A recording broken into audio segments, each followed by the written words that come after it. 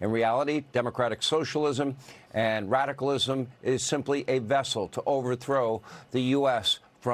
of our country from within. The plan, as stated in the DSA's chapter, win elections, throw out the Constitution, abolish the Senate, abolish the Electoral College. Of course, you want to stack the courts, strip away all powers from the White House and Supreme Court, and then, boom, democratic socialism / communism, just, regular old, that'll be the end of America as we know it. Now, you can vote your way into socialism, but you can't vote your way out of it. Sounds extreme? Yeah, because it is. And don't forget, democratic socialists, they don't love this country. One of their core leaders, Hasan Piker, said America deserved 9/11, this in the 25th anniversary year of 9/11/01. And now, in his podcast, he proudly displays a framed newspaper. Take a look at this from 9/12/01, showing the Twin Towers on fire. Take a look. Also, you might have noticed some changes behind me. I finally framed the Cutie Cinderella newspaper from 9/11, the morning of 9/12, the newspaper right there. The newspaper that covered 9/11. It's now officially sitting behind me, and I moved the North Korean poster. Recently, the college Democrats invited Piker to speak at their annual convention. He showed up dressed like a Chinese dictator and delivered a hate-filled rant against all of his political enemies, including Israel, Donald Trump, and other Democrats. The speech was kind of insane, so insane that the University of Kansas Democrats, they actually got up and walked out, later condemning Piker's extremism in a statement.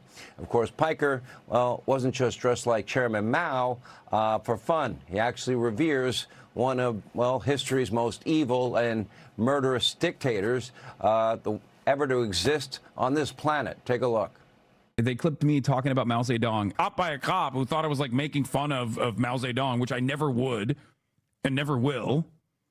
Mao Zedong is a one of the great leaders of this world. Okay, a man who changed the entire universe, the entire planet. He did. He changed the trajectory of history. He is the founding father of the People's Republic of China. Mao Zedong gets the same level of credit that the founding fathers do for America.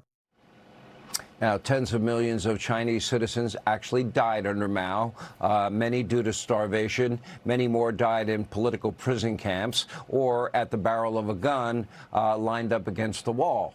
Now, this is what democratic radical socialists want to bring to America. Now, Jon Stewart, he's all smiles, kicks and giggles, laughing it up with New York City's communist mayor. Take a look. Being a Muslim democratic socialist, I thought it would be pretty straightforward.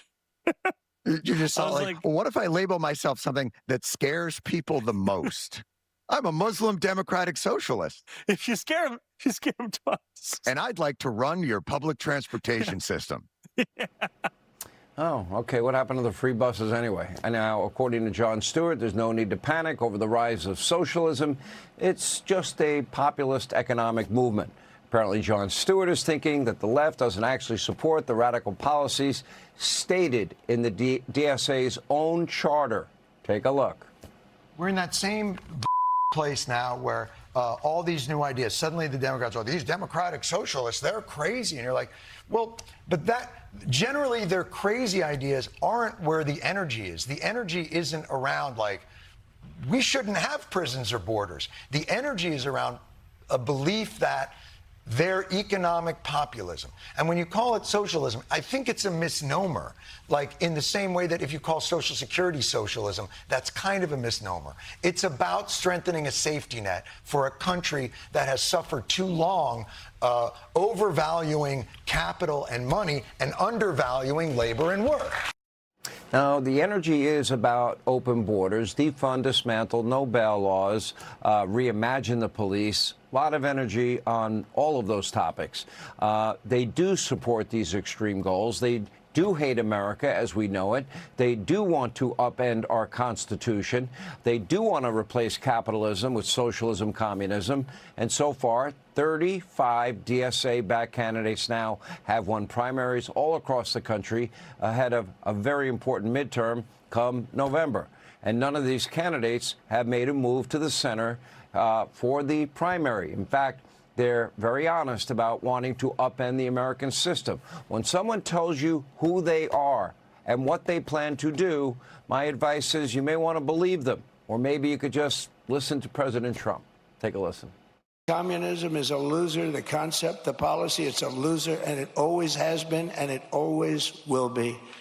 And, you know, they want to give everyone everything away. You want free rent, you want free house, you want to, what they don't say is that a year from now, there'll be absolute squalor, turmoil, and death. And that's the way it's happened all the way. It goes back thousands of years by different names. But that's the way it happens all the time. It's squalor, it's poverty, it's death, it's destruction. And that's why we declare again today that the United States of America will never be a communist country.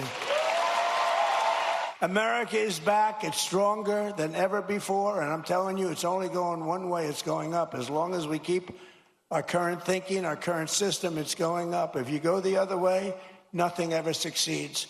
I made the statement once, with communism, everything turns to okay? It's true. All right, so where are all those courageous Democrats who care about the Constitution, the rule of law, the American way of life? They seem to be few and far between. All right, thanks for watching. Check out my new podcast, Hanging Out with me, Sean Hannity. The big interviews, the debates you won't get anywhere else.